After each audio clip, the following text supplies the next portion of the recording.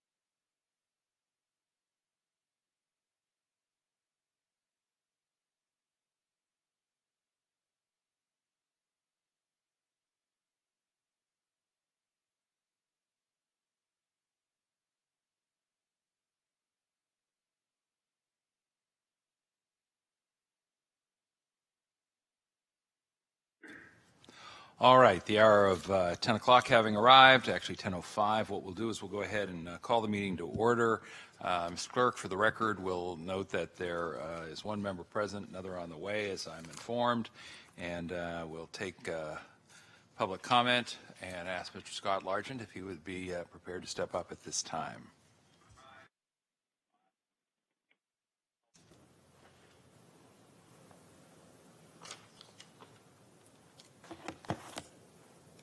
Thank you, everybody. Good morning, Scott Largent.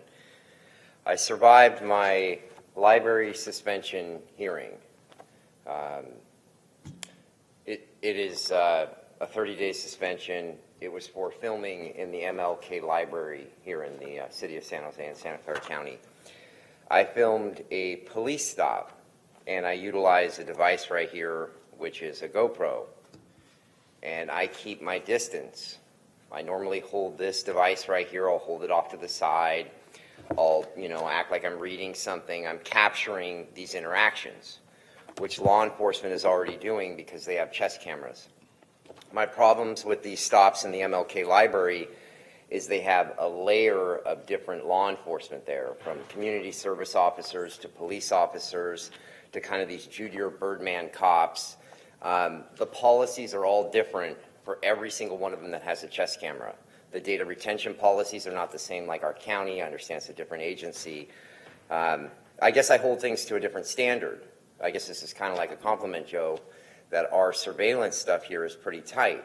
Same with data retention for chest cameras.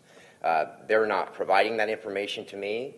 They put me through a hearing without having legal representation. I asked to have the public defender's office there. I asked to have my rights protected. I asked to have ADA accommodations. I asked for it all. And they backed me into a corner in that library and pretty much held my library privileges over my head. I'm kind of couch surfing right now. I'm kind of basically homeless again, and that is almost like a navigation center in our community here. I need access to the computers there. I need the ability to fill out resumes. I need the ability to interact with other homeless people that are in my same situation. That's kind of my support group.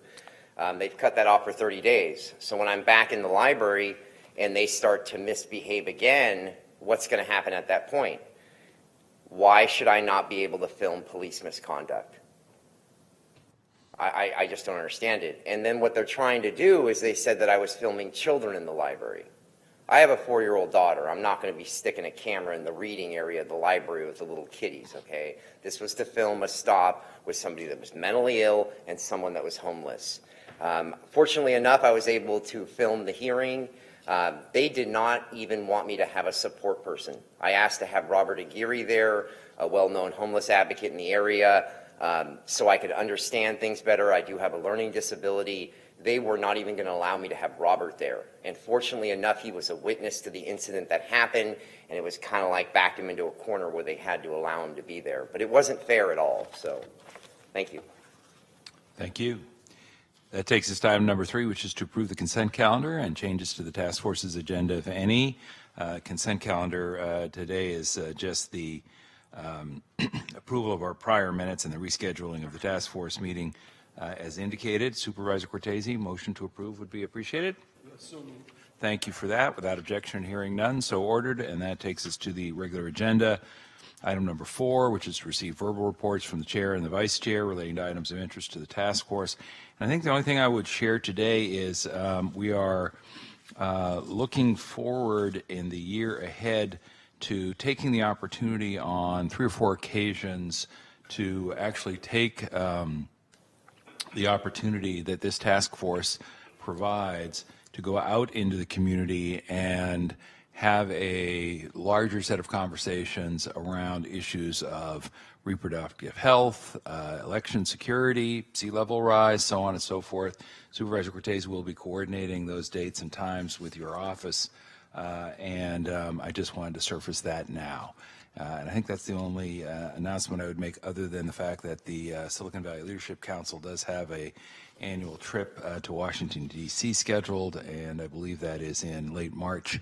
I'll plan to participate and also plan to check in with our folks at Prime then to meet with them at greater length on pending federal matters. Anything you'd like to share at this time?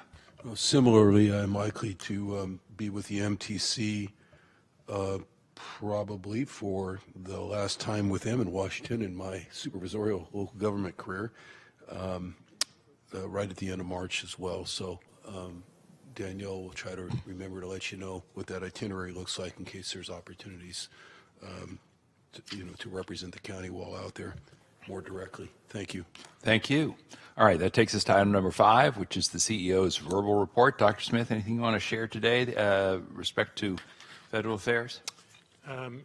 My report's going to come from Danielle Christian, who's going to give us an update of what's going on in federal level. Okay, Ms. Christian. Good morning, Danielle Christian, Legislative Manager. I just have a few things that have occurred in the last few weeks that I wanted to inform the task force about. The first is that the House Majority Party released its infrastructure framework plan. It was released on January 29th.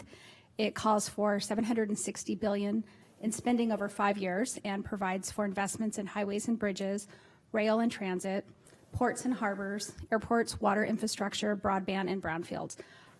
For the county as an organization, I don't know how much that would really ripple out to us, but from a regional perspective, it's got some promising proposals in it, except for the fact that it doesn't have it doesn't have any revenues to pay for it.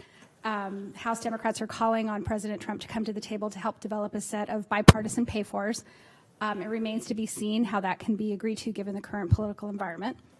The public charge rule, which was reported to your board at your meeting on January 28th, which has been ruled that it may proceed for now, has the effective date or the implementation date has been announced, and that will be February 24th of 2020, except for Illinois, where an injunction remains in force.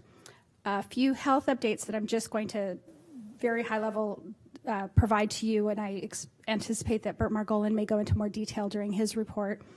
Last week, CMS announced that states may request a Medicaid demonstration grant to cap funding to serve able-bodied adults who were covered as part of the Affordable Care Act's expansion population.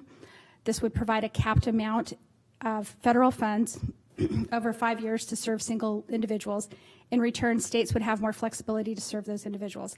California is not expected to apply for such a waiver. It's the block grant approach. But it's just another indication of the Trump administration's ways of trying to pull apart the successes of the Affordable Care Act. The opportunity to comment on the Medicaid Fiscal Accountability Rule, MFAR, closed on January 31st. As has been explained in, I believe, the Health and Hospital Committee, this rule would restrict the way states and counties finance the non-federal share of Medicaid, Medi-Cal in California. And then last week, the Trump administration said it would not allow California to collect a health care tax on managed care organizations. This is generally referred to as the MCO tax. The tax applies to managed care organizations that administer California's Medicaid plans. This news does not immediately affect California's budget because the state did not plan to receive any money this year or the budget year that begins on January 1st, 2020, but it could cost the state $1.2 billion in the fiscal year that begins on July 1st of 2021. And that concludes the information I wanted to provide. Thank you very much. Comments or questions, Supervisor Cortese? None. Well, only to say that on the transportation stuff, as that evolves, please continue to share that with my office, both with regard to what I was talking about in terms of the MTC trip, but also just in terms of our roles. I'm sure Supervisor Chavez would like the same thing relative to what's going on here locally with the transit operator and in terms of regional need. Yes. Thank you. I understand the lack of money. That's been a perennial issue, but it's still good for us to have the information.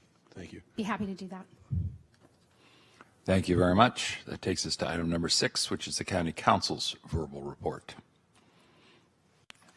Good morning. Quite a few litigation developments since this group's last meeting. I'll try and keep each one brief, focusing on the ones that are of the most interest to the county. So probably the most significant development since the November meeting is the court decision on the denial of care rule. Again, that's the rule that allows healthcare employees to deny care to patients based on their religious and moral beliefs. In late November, the federal district court in San Francisco granted the county's motion for summary judgment challenging that rule and vacated the rule in its entirety. So no more rule in effect. I'm not normally in the habit of reading court decisions at this meeting, but I think there's a couple of sentences in the court's opinion that are nice for this committee to hear, because they really accept the thrust of a lot of the arguments that the county and other groups have raised to the rule.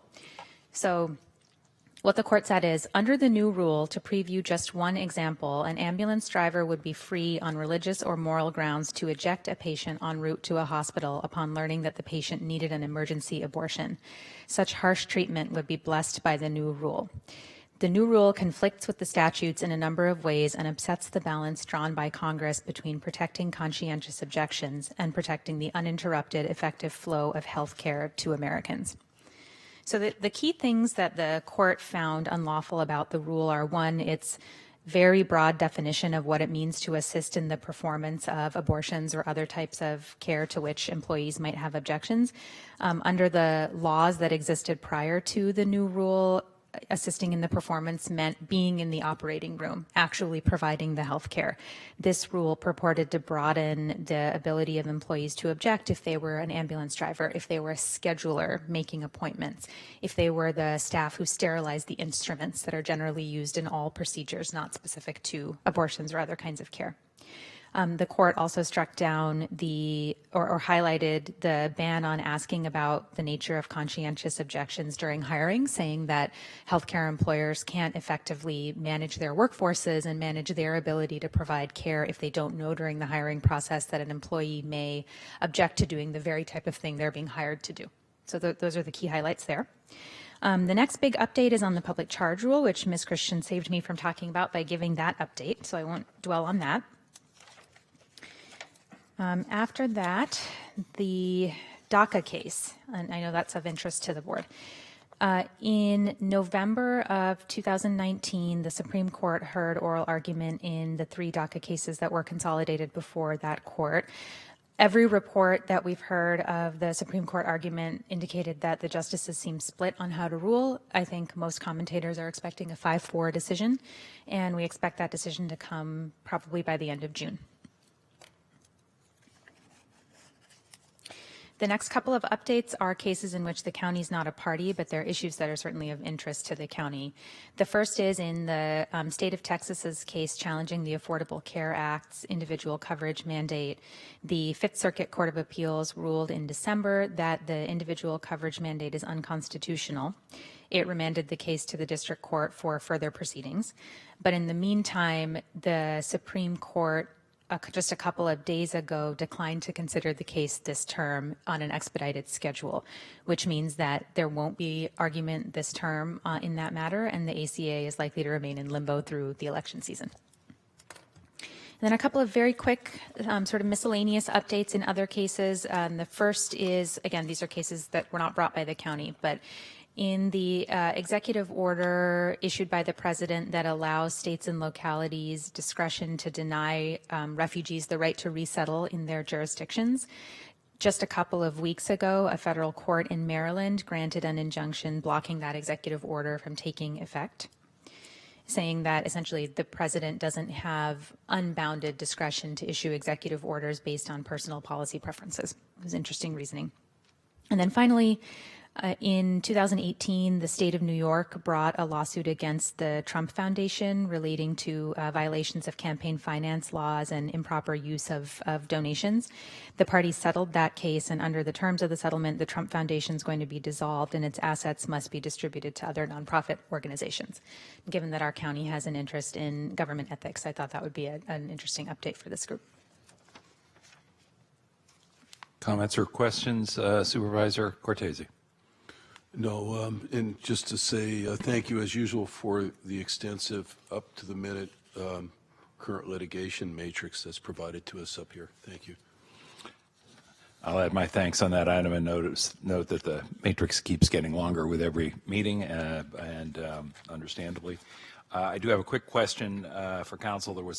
You made passing reference to anticipated, the conventional wisdom being an anticipated 5-4 vote on, I believe it was the DACA issue. Do people think they know how that 5-4 vote goes, or do they think that that's just likely to be a close vote 5-4?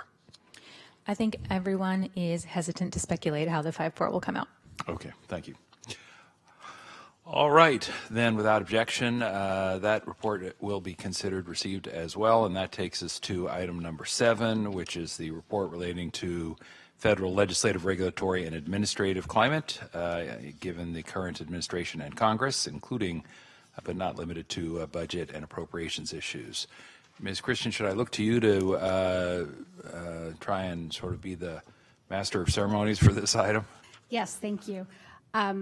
Included with your packet is an attachment to the legislative file for this item, which has a list of the topics that Prime Policy will be providing information on, as well as who in Prime Policy Group will be providing the information. I hope it helps keep track of the conversation and who is saying what.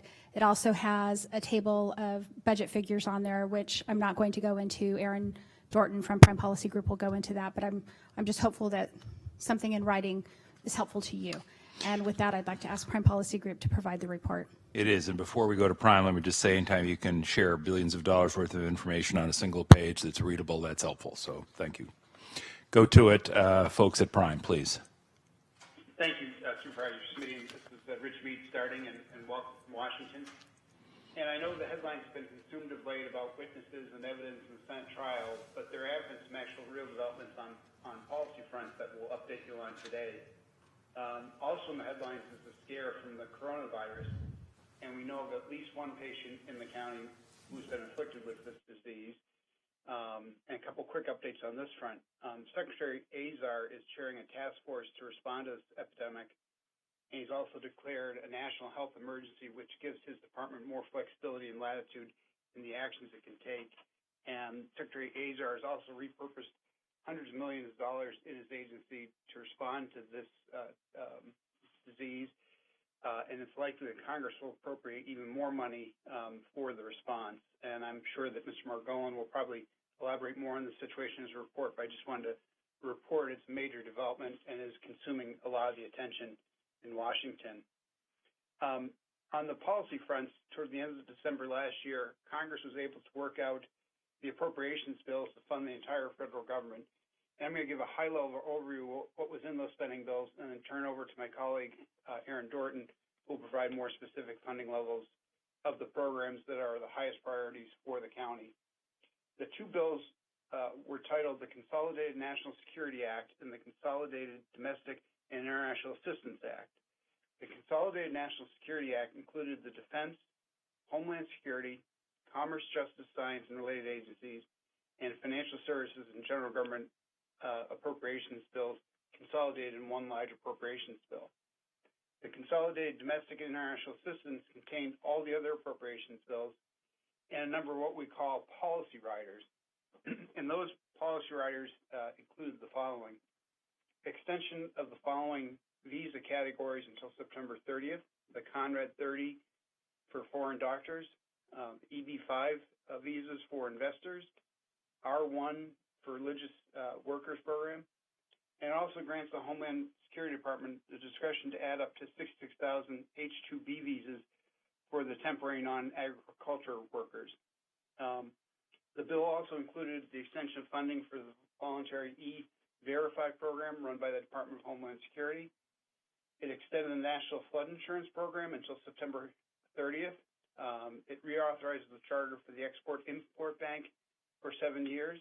It also reauthorizes the Terrorism Risk Insurance Program for 7 years.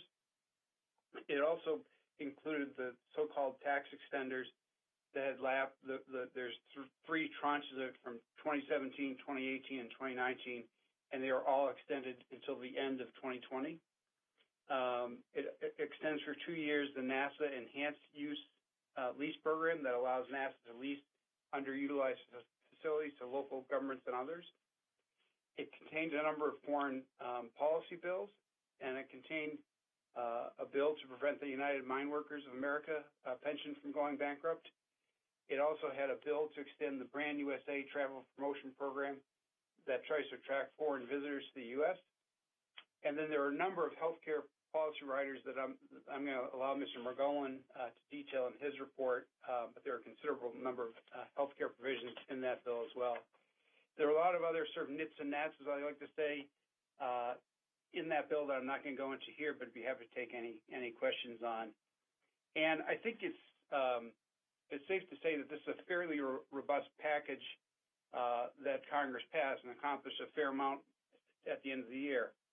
However, I think there's a lot of policies that we're hoping to make it in that did not get into the package. Like, for example, there is an effort to try and include a bill to address the surprise medical bills, but that fell short.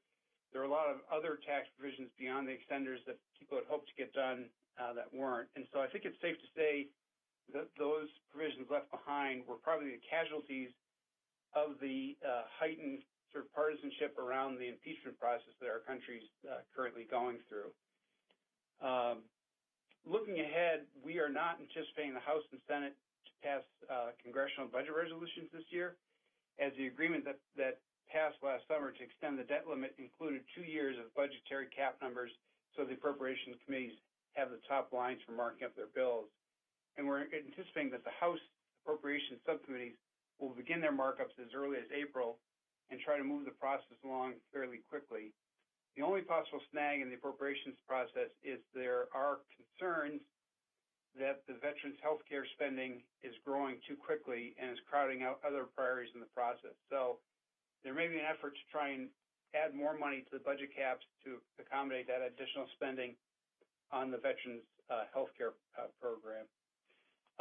Ms. Christian also talked about the infrastructure package that was rolled out recently, and I won't repeat what she said. The only thing I'll add is that while there wasn't a funding source dedicated with that rollout of the priorities for the spending, there was a hearing held in the Ways and Means Committee about trying to find the options to fund these priorities. And there's a lot of discussion in the hearing around the gas tax, increased bonding with the private activity bonds and the Build America bonds.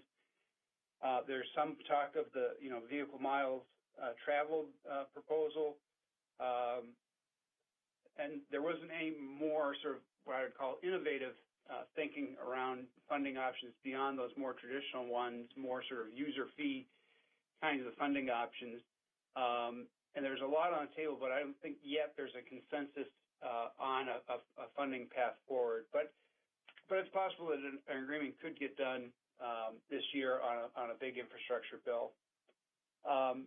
Let me now turn things over to my colleague, Ms. Dorton, to report on the county's priorities in the appropriations process and some other issues.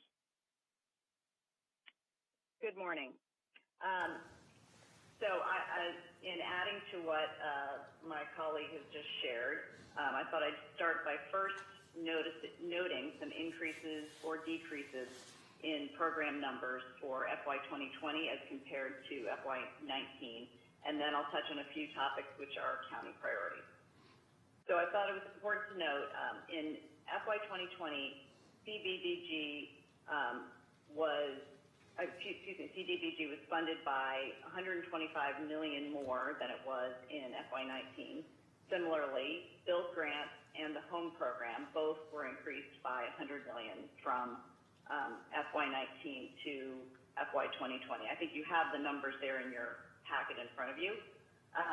By contrast, the WIC program is at $75 million lower, and the SNAP program is $5,590 million, listed at $5,590 million lower than it was in FY 19.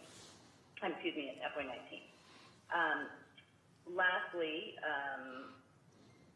violence against women line item was increased by $5 million, while the Crime Victims Fund decreased by $712 million. And the victims of trafficking saw no change from FY 20 from FY 19. Next, I'll give a few updates on... Ms. Dorton, excuse the interruption. Before you go farther, if you could pause just a moment and focus in on what happened with SNAP. We've had significant discussions about the SNAP program here at the task force before, and it's obviously a subject of significant concern. And as I look at most of these numbers, the increases up or the decreases down are relatively modest as a percent of the whole. But this is a pretty big chunk of dough. By my quick calculation, that's like an 8% cut. And could you tell us what that reflects? Sure, and I'll actually ask my colleague, Mr. Mead, because we actually had this conversation this morning about how SNAP is not necessarily is not funded. It is a projection. So this is based on what they're projecting the amount to be spent. And I think, Rich, if you had the ability to go into that a little bit more based on what you know from the budget. Yeah, so there are a number of factors at play here. The thinking is that with the public charge rule and other sort of, I'll call anti-immigration postures from the administration, it's quite possible that the decline is there may be eligible individuals who are fearful of signing up for the program out of sort of fear of deportation, number one. Number two, there's also some thinking that with the economy still continuing to add jobs, that some people may have earned a sufficient income to then become ineligible. No one yet has precise data on all the reasons why, but those are a couple of the factors at play. Let me just ask as a follow-up, if I may, and then I'll turn to Supervisor Cortese just to see if he's got any comments or questions up to this point, and then we'll go back to your presentation. But staying with SNAP for a minute, Ms. Dorton made reference to the fact that these were projections. Is there a distinction here that I should understand that I'm not with respect to projections versus actual funding? Yeah, so the appropriations bill will contain their estimation of what some of what we call the mandatory, meaning the programs that aren't funded on an annual basis but are continually ongoing until the law is changed. And this is one of them. The Farm Bill is the vehicle that can make changes to the SNAP program. The last Farm Bill, I believe, only made modest modifications to it. So that spending continues on, and the appropriations bill just tries to project what they anticipate that level of funding will be, based upon their outlook. That being said, and the reason I'm drilling down on this is I'm trying to make sure that I know the answer to this question. If the demand is there, if the demand exceeds the projections, will the funding be there to meet the demand? Yes. And that's by virtue of the Farm Bill being ongoing and not requiring the annual funding measures that some of these other programs do. Did I get that right? That's correct. And so with these kinds of programs, you'll see oftentimes spikes in the level of spending associated with the overall economy or other factors like that. Got it. And not to be, well, just say it. And the projection effect essentially reflects what folks anticipate the chilling effect of other administrative policies might have on the take-up rate, essentially, of folks in the SNAP program. That's correct. Thank you. Supervisor Cortese, anything at this point? No, thanks for asking those questions. It's very interesting, very interesting responses. Thank you. I do think it's helpful and somewhat reassuring to me, at least, to know that if we can engage people in the program, that the funding will be there for the program. And forgive me, Ms. Dorton and Mr. Mead, you were about ready to go on to the next portion of your presentation. Please do. If you've... Sure. And before we do, if I could just say to you that as you talk to your constituents who are eligible for this program and or may be eligible for this program, encouraging them to sign out and don't worry about what's coming out of the White House, because they literally can't they can't stop them from enrolling and getting the benefit. Got it. All right, please proceed. Okay, sure. So next I wanted to just touch on a few of the issues that have been on the county's list of federal priorities in recent years. Violence against women, as I just noted before, is funded, but it expired. Reauthorization expired the last time it expired was February of last year, of 2019, and to date has yet to be reauthorized. There is hope there could be some movement post-impeachment, but many on this Hill are optimistic. I had a lengthy conversation with someone in Senator Feinstein's office yesterday who remains hopeful, but cautious. Next, temporary assistance for needy families reauthorization is on the list to be part of the larger package of health extenders, which I believe my colleague mentioned earlier, which have a deadline of May 22nd of this year. The thinking is that most of the items in the package will likely be in the range of a 3 to 5 year extension, but the exact details will remain to be seen. Immigration. A few noteworthy items related to immigration. Senator Mike Lee from Utah's legislation removing the per-country caps on employment visas, which we've discussed before, has been modified to provide for carve-outs for nurses, immigrants other than from China and India, and those with priority dates. Senator Durbin has reached an agreement with Senator Lee, and there appear to be no remaining Democratic objections. Senator Lee is working to clear all holds on the bill on the Republican side. The second item, which was already touched upon, was the rescinding of the DACA program on November 12th. The Supreme Court hearing the arguments on the rescinding of the DACA program on November 12th. The decision is expected by the end of June. So what is the outlook in that space? The outlook for the per-country cap bill has become uncertain as some objections remain on the Republican side.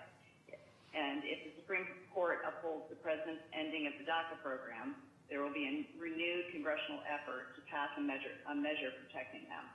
Notwithstanding the popularity of their cause, the outcome of this effort is uncertain, as was already noted. It is possible in such a circumstance that a temporary patch of perhaps a year maintaining the status quo might be enacted to allow a newly elected or re-elected president and new Congress to resolve the issue. Lastly, I thought I would touch on privacy and share some insight on the current state of play as provided by several of my colleagues. As the new year begins, the perennial question arises, will this be the year Congress passes a privacy bill? And once again, as the need for and support of such action increases, optimism is high. First, what's prompting the increased interest in enactment of a federal privacy statute? Continued data breaches, hacking, identity theft, fear of election interference, and security-related dangers, data broker activities and consumer rights in terms of controlling personal data use, and industry and user concerns about implications of having to deal with inconsistent and conflicting state laws, just to name a few. Additionally, some members of Congress want to use privacy as a vehicle to strengthen the Children's Online Privacy Protection Act and change Section 230 liability provisions. And the list goes on. So who supports this? Members of Congress support it. There is bipartisan leadership of both the House Energy and Commerce and Senate Commerce committees that are supportive. There are several bipartisan congressional working groups and task forces working to address the issue. The White House is supportive. The FTC has suggested that current authority to protect consumers is not adequate, particularly in terms of imposing civil penalties, and points out there's no independent data protection agency. Most major tech companies and associations, including the Chamber of Commerce, as well as other impacted industries, are supportive. Lastly, the public. So what happens if we don't enact federal law? So as the county is well aware, state laws, most notably CCPA, the California Consumer Privacy Act, and other state laws will require providers and consumers to comply with differing and often conflicting requirements.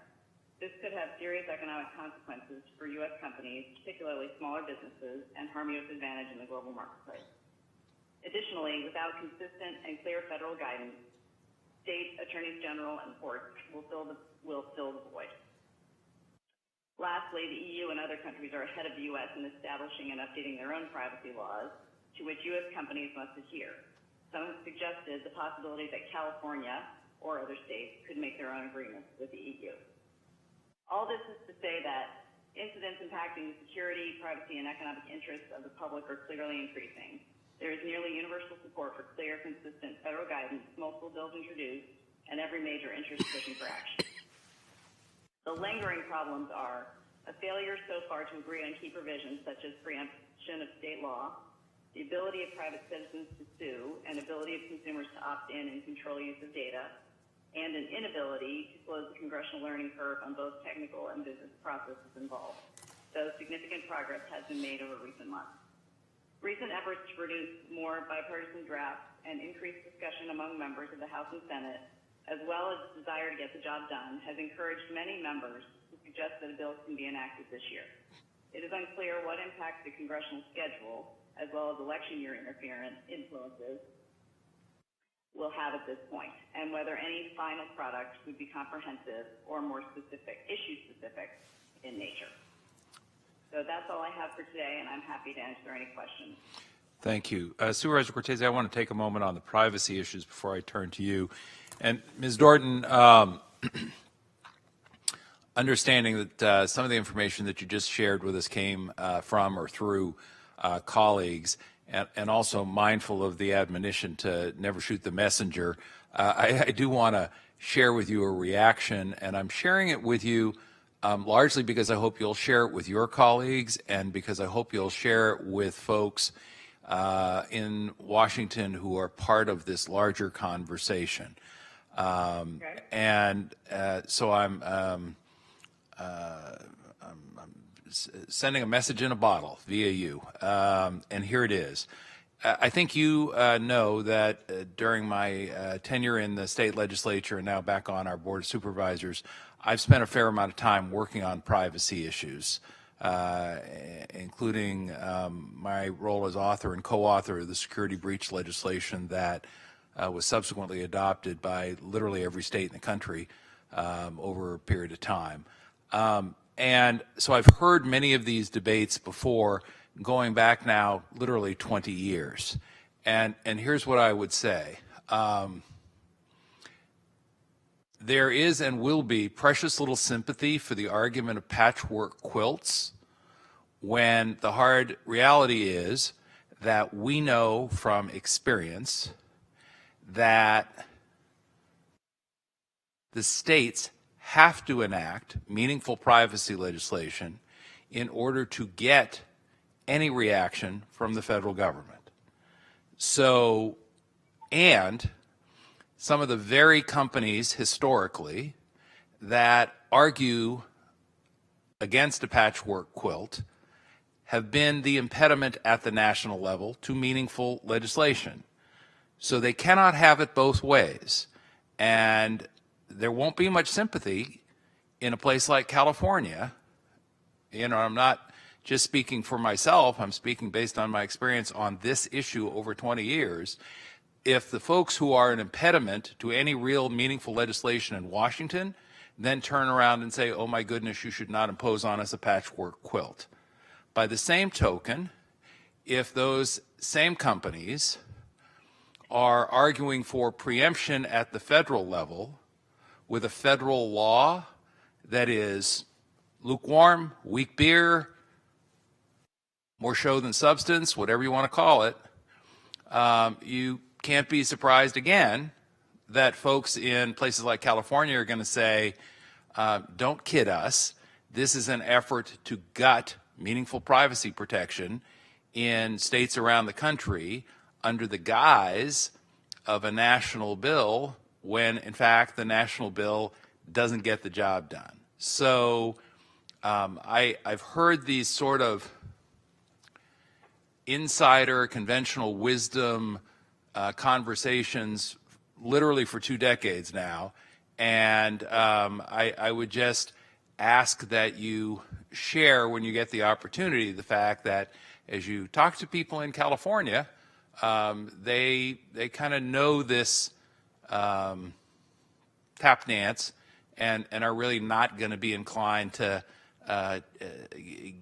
take it as a meaningful response to a pretty significant set of issues. And, I say that as someone who was told 20 years ago that we couldn't have a security breach legislation here in California because we'd be part of a patchwork quilt, better to let the feds get to it. And guess what? 20 years later, on an issue as basic and simple as security breach, we still don't have federal legislation.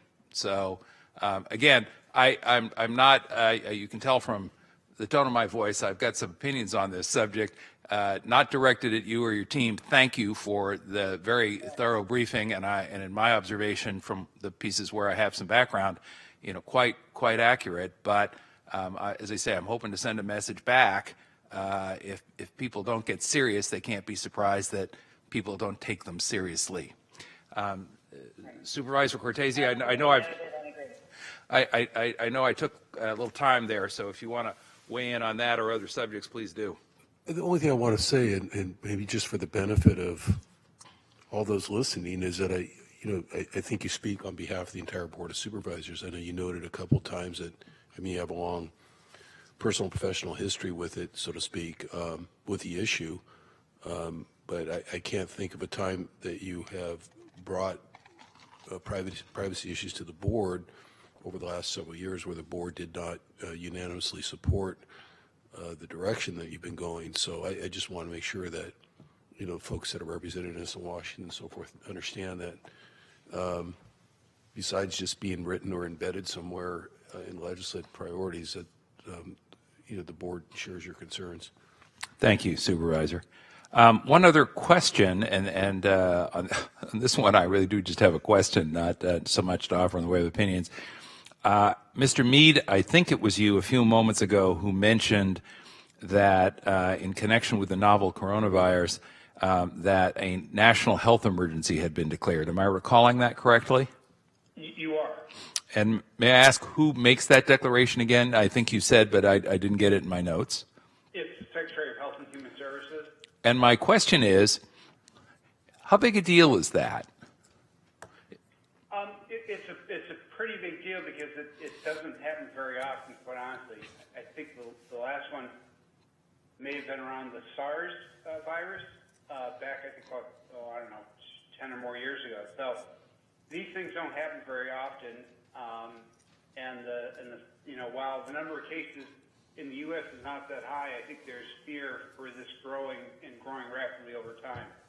Well, I'd like to have a little back and forth, and I understand that you're not a healthcare professional, but I'm watching the public conversation about this issue, and we, our own public health officer obviously has made a number of statements.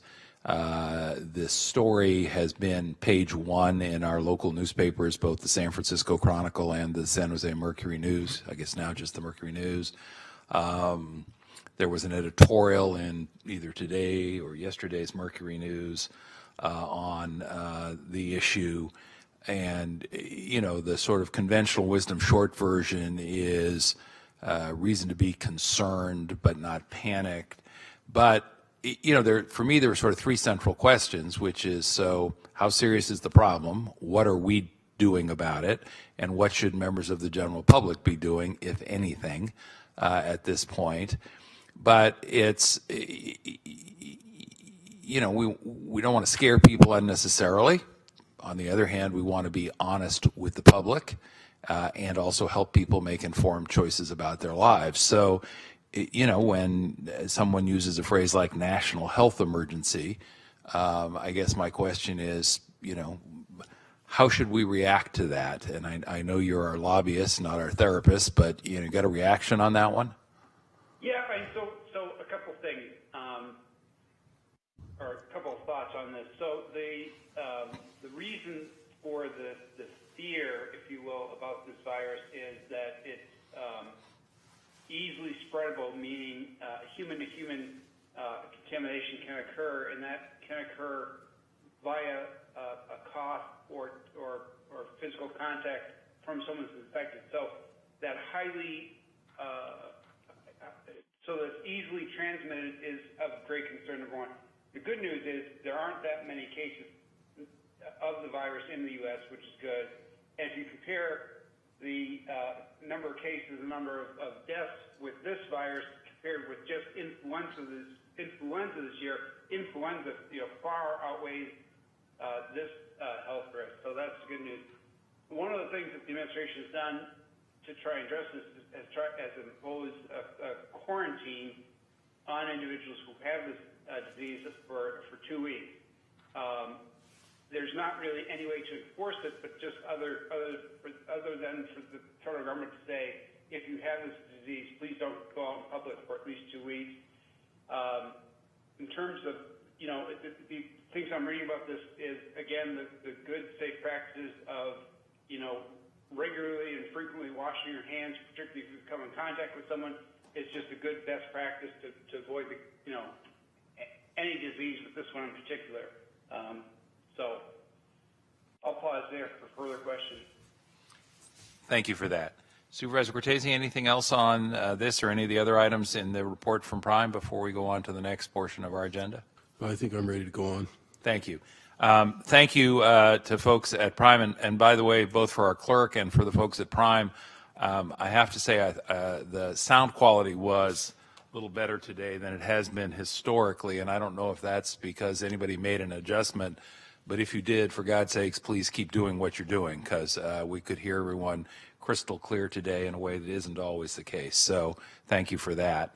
And that takes us to item 8, which is to receive the verbal report from the Office of the County Executive with respect to the health policy and budget landscape. Ms. Christian, are we going to go through you to get to Mr. Margolin? Is that how we're going to do it today? Yes, very quickly. Bert Margolin from the Margolin Group will provide the information on this report. Mr. Margolin. Thank you very much. Happy to provide a report to you. I want to start with a general observation about the prominence of healthcare as an issue in 2020.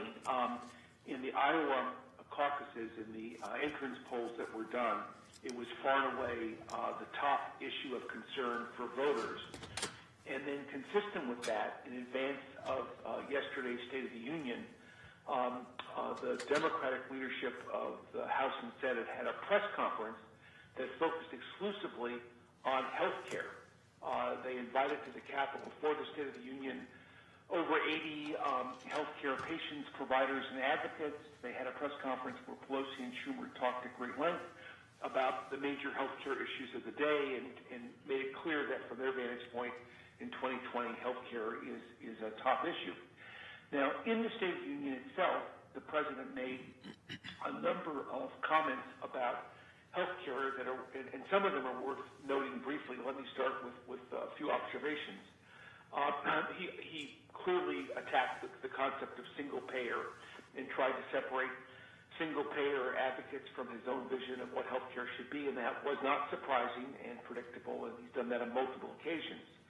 But the comment that he next made, which again generated a fair amount of pushback from people familiar with the administration's record, was his ironclad guarantee that he will protect patients with pre-existing conditions.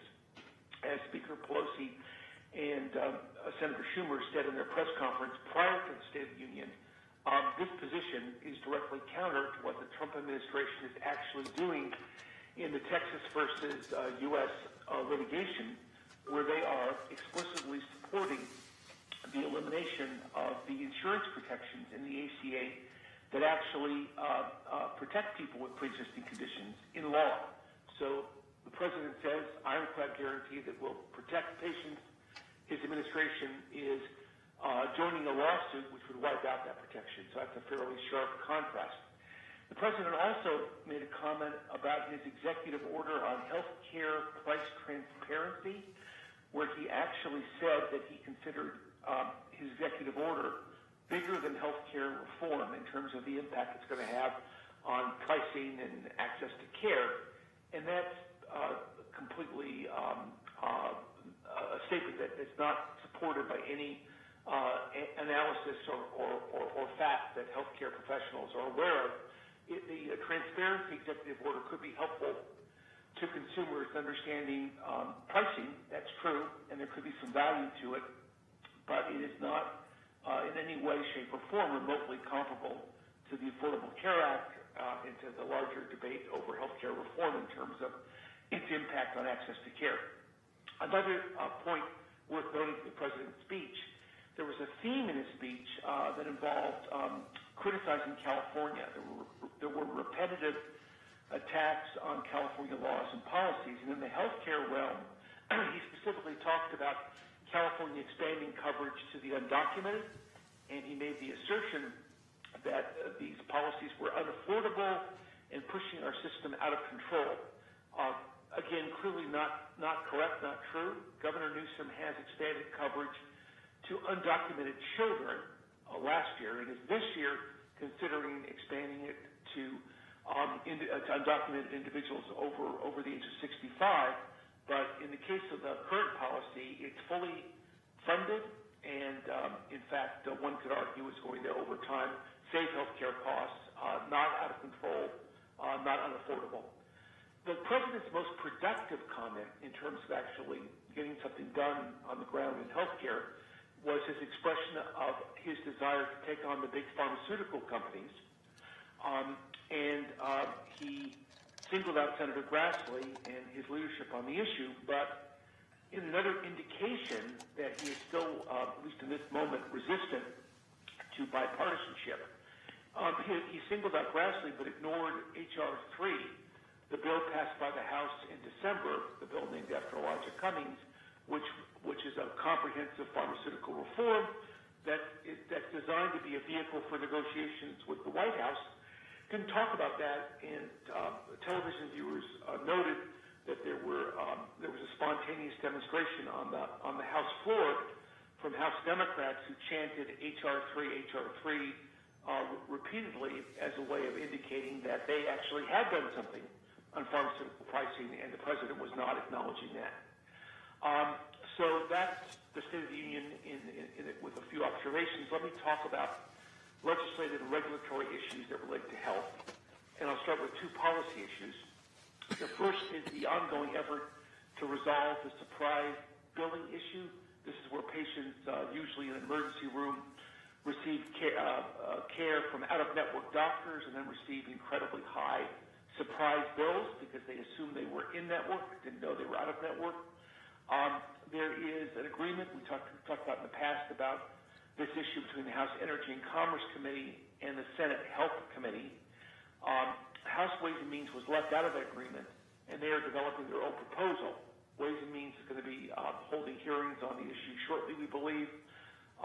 Speaker Pelosi is weighing in on this issue and is trying to get the Energy and Commerce Committee and the House Ways and Means Committee to work together, and so that we can actually have a negotiation with the Senate over the surprise billing issue, and there's some chance that she'll be successful in that effort, although there are still fairly significant differences on the issue and some fairly aggressive lobbying against any solution to surprise billing.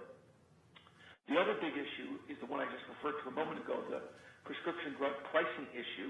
House has already acted, and the Senate is also doing work on this issue. Senator Grassley has taken the lead and has been working with Senator Wyden on this issue on a bipartisan basis.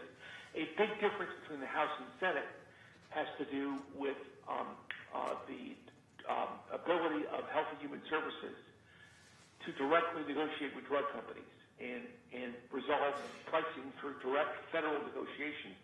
That's something that Republicans have been resistant to. It's in the House bill. Speaker Pelosi worked out a compromise with her own progressive caucus, which was unhappy with the scope of that authority. They wanted it to be much broader than Speaker Pelosi was prepared to support, but they in the end agreed on a set number of drugs that could be negotiated, a minimum number and a higher ceiling in a given year, and that principle is in the House bill of direct negotiation. The Senate bill doesn't have that direct negotiation provision, but its most aggressive regulatory proposal is really a COLA or cap on year-over-year price increases tied to inflation. which would restrict the long-term growth of pharmaceutical prices, but it doesn't address the base price issue, the price you set before inflation kicks in. The House bill is more aggressive in that regard.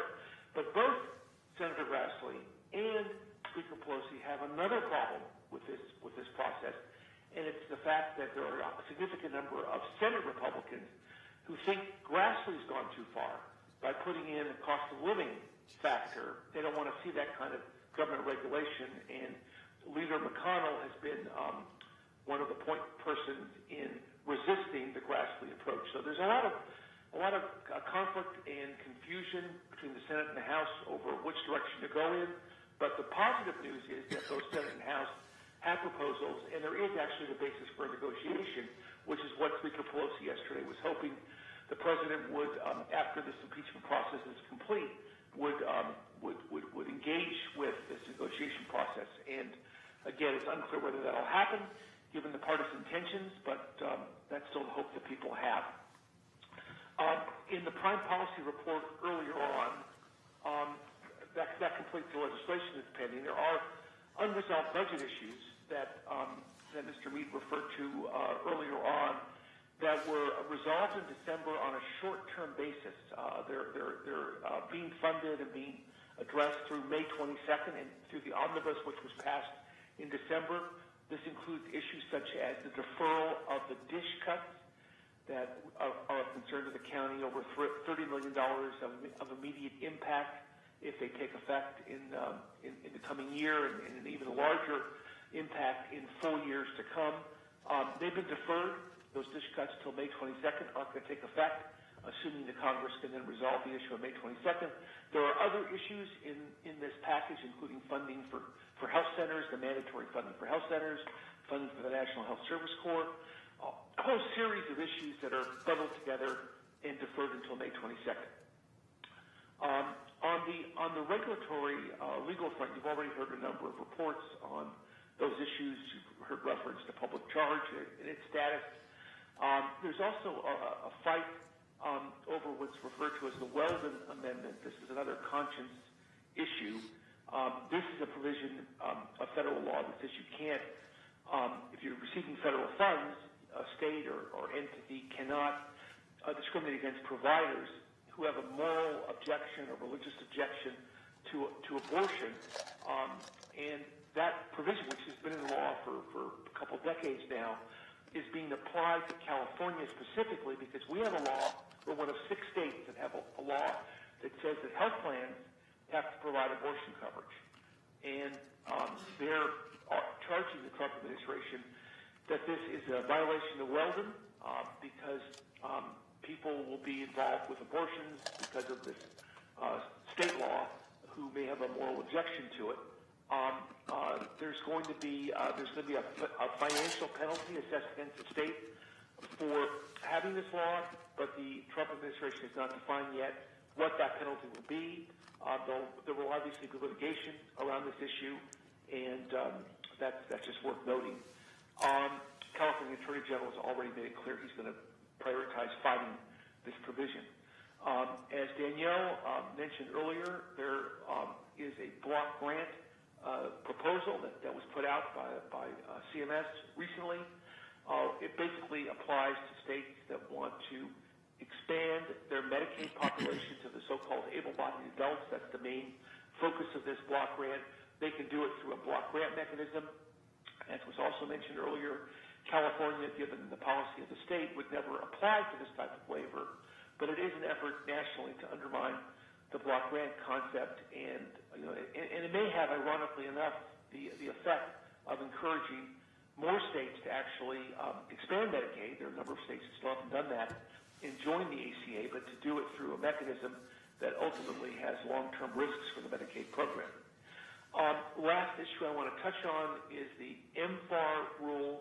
It's the biggest regulatory issue facing California, and unlike the block grant, where we have the option of not exercising, not opting in, not being part of it, MFAR would apply to us in California, and it could have a would have a multi-billion-dollar impact on California's method for financing hospitals. It's a fight really over whether states like California put up a state match for federal funds that meets a federal standard. Comment period just closed. We could see a final rule issued as early as May or June. And again, if it does get issued in anything like the current form, and it's possible that it won't be issued in the current form or it might be deferred or pushed back, it would upend our current Medicaid program. We would see in Sacramento this summer a major battle over rewriting the rules by which hospitals are financed, and it would be very hard for the state to make up the lost federal revenue, which is why the governor has talked about a potential gap of billions of dollars in funding between what the state can do and what the federal government might withdraw if MFAR goes forward. That completes my report. Happy to respond to questions or comments. Thank you. Three questions before I turn to Supervisor Cortese. First, you mentioned at the outset of your comments, Mr. Margolin, the fact that even on the political scene in Iowa, health care concerns were apparently top of mind for folks there. I'm just curious. Health care, as your report reveals, covers a lot of ground for Iowans, for example, but even more broadly in other parts of the country. The Affordable Care Act, whatever it hasn't done, has certainly extended health insurance to an awful lot of people. So we got a lot of folks who got health insurance today. The tumult around good, bad on the Affordable Care Act per se seems to have died down. What is it about their health care that people were motivated to be concerned about? When someone says, "Yeah, I'm top of mind for me are health care issues," what is that about? Is it cost? Is it fear of losing something? What's the more precise notion about what's driving healthcare to the top of the list people are thinking about? So good question, and I would again speculate that, because it is speculation, that it's cost. Because again, coverage has been expanded. There are still people who are uncovered. Not everyone's covered, but the caucus goers in Iowa are probably a population that is most likely to be a covered population, because for all the reasons we're familiar with about the difficulty of attending a caucus and the level of political engagement those people have, they're probably not worried about being uncovered, but they're probably worried about cost. And the cost applies not just to the plans they have and the out of the deductibles and co-payments. It also involves the pharmaceutical pricing issue, where even people with respectable coverage have pharmaceutical costs that are going up at a rate that's concerning to them. So my guess is cost. Thank you. And again, I understand there's some speculation, and at the end, I'll ask after I get done with my second and third inquiries whether folks at Prime want to weigh in on any or all of these. But just because it's almost become the subject of an office pool at the rate we've been talking about, the chances for prescription drug pricing to generate some meaningful action. Current thinking, more likely, less likely, more likely to happen than not before the end of the year, less likely than not, given the political climate. I understand this is both speculative and ever-changing, but what's your current thinking? Well, in the wake of last night's State of the Union, with the Speaker ripping up the President's speech and the partisan tensions and the impeachment vote today, in this moment in time where partisan tensions are running very high, I would say less likely. 30 days from now, given the changeability of all the key players and shifting moods and environments, we may have a different view. We all may have a different view, but right now we're dealing with pretty intense partisan differences and just interpersonal differences. Again, the Speaker and the President did not shake hands last night, sort of a breach of protocol. from what is normally the case, and there's obviously a lot of hostility in the middle of this process. And you can't, even if everyone is on the best of personal terms, reaching a deal on pharmaceutical pricing because of the ideological differences is quite challenging. If you overlay that with the kind of acrimony we're now seeing, I would say less likely right now. All right. Well, we won't even wait 30 days. 2 weeks from now, we'll be having a Health and Hospital Committee meeting, and I'll give you a heads up. I'm going to ask you the same question again then. And the third issue is I wanted to ask you to go back, if you could, please, to the threat to California's family planning laws vis-a-vis Weldon. Could you explain both what the operative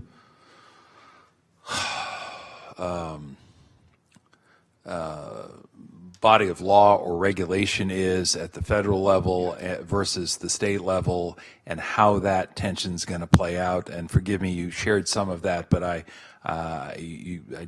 like to go back and cover that ground again and make sure I understand it. Thank you.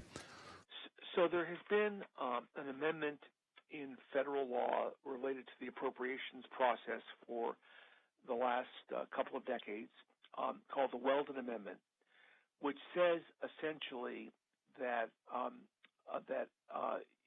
federal funds are not going to be made available to a program or a state or local government if that entity, the state or local level, discriminates on the basis that a healthcare entity that they're giving money to, which is federal money, does not provide, pay for, or cover abortions.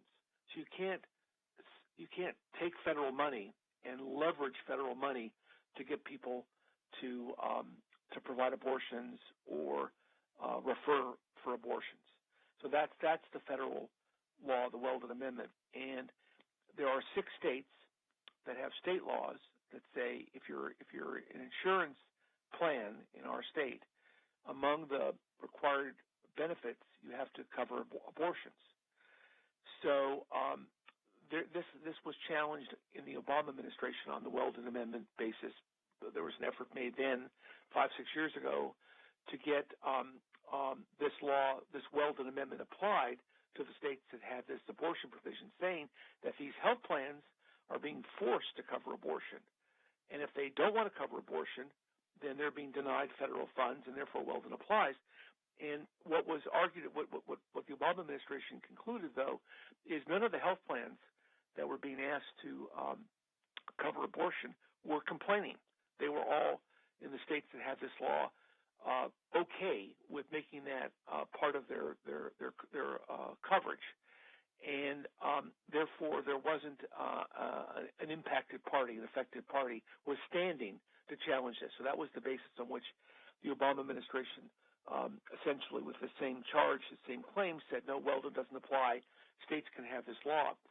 The Trump administration, I think without the basis of a specific complaint, just on the basis of their own interpretation of the law, has concluded that even though none of the health plans in California there are none of them that are complaining about this and saying, we are unhappy about this. This is a conscience issue for us.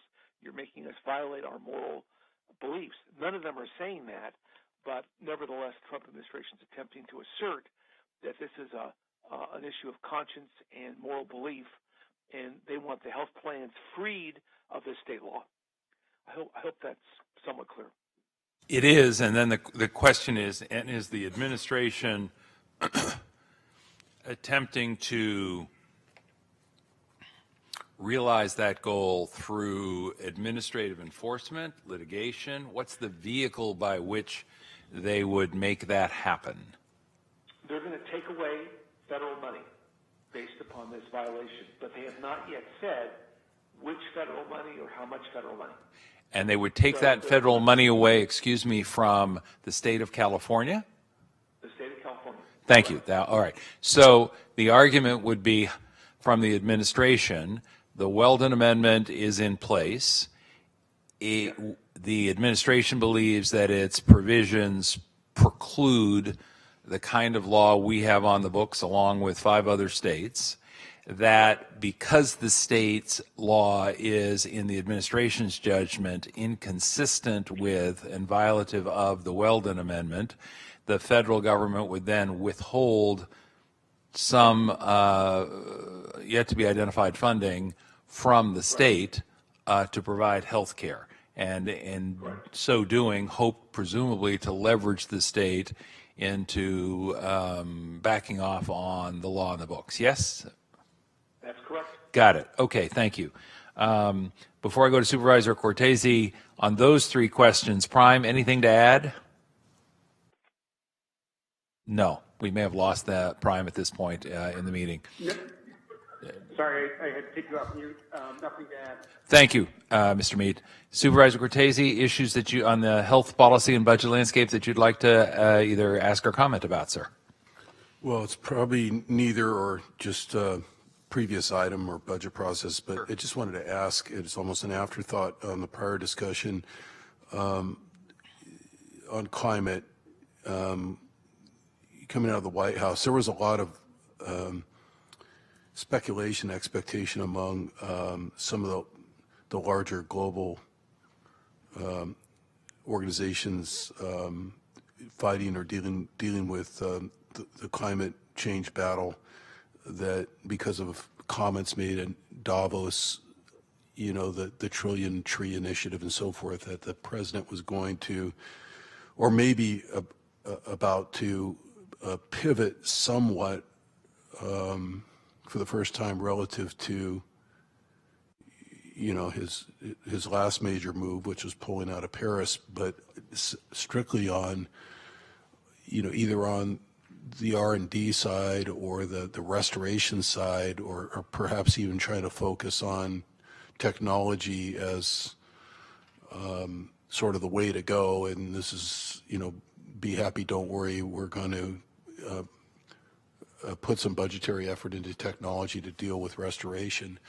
Those are educated speculations based on observations, again, and based on what not by me, by others who contacted me in the last couple of days at a national level, based on, again, based on his posturing in Davos. I'm not asking anyone to speculate on that today, unless you have some facts you want to share or some thoughts. But again, to anybody on the line with eyes and ears on, you know, the federal situation and on what the White House is doing, let us know, please. The County Executive's Office, our Office of Sustainability, operates out of the County Executive's Office and the full Board of Supervisors. If there's inklings of something happening out there, I think we would, given this county's posture as being a statewide and national leader by example, at least on the issues, we would want to know, you know, even if it's, I hate to use the word speculation, but even if it's rumor or anticipated moves by the White House, I think we would want to know that so that we're prepared to address anything right or wrong about those statements as they come out, or those possible policy changes. Thank you. And again, to and through Prime, if you can keep our offices posted on those issues, that would be appreciated. Before we wrap up, I do want to turn to Tom Pike from Congressman Ro Khanna's office and just say, first and foremost, thank you for your presence. Thank you to the Congressman's office for delegating you to be here. I did want to say, if you have either comments or questions on any of or all of the above, I hope you will always lean in, but anything as we start to close out, then I do have one more comment for you as well. Yeah, well, thank you again for inviting our office. And, you know, we, as the district office, we primarily serve as the eyes and the ears of the congressman. And this really is a great opportunity to better understand the county's concerns and priorities. I will be directly reporting to the congressman in our DC office about what I've heard today. And very valuable, very valuable. So I want to thank not only those here, but also that are reporting from Prime and the other entities, and I will take whatever information I get and report it. Some might be messages in bottles, but it's very valuable, and I thank you. Well, thank you. And while it's clearly beyond our purview here at the county, I will just mention that I read with interest the congressman's co-authored op-ed in the San Francisco Chronicle within the last week on the issue of what I would call foreign policy and war powers, and thought it was both an important statement to make and very well made. So please share that as well. Great. Thank you. Thank you. I believe that takes us to the time to adjourn. So Supervisor Cortese, in the absence of anything else, without objection and hearing none, we stand adjourned, and our next regular meeting is scheduled for Tuesday, March the 17th at 10 a.m. in these board chambers. Again, do note that we are planning to take our task force on the road on 3 or 4 occasions during the course of the year, and we'll circle back with you all on that. Thank you for your participation. Have a good day, all. Thank you.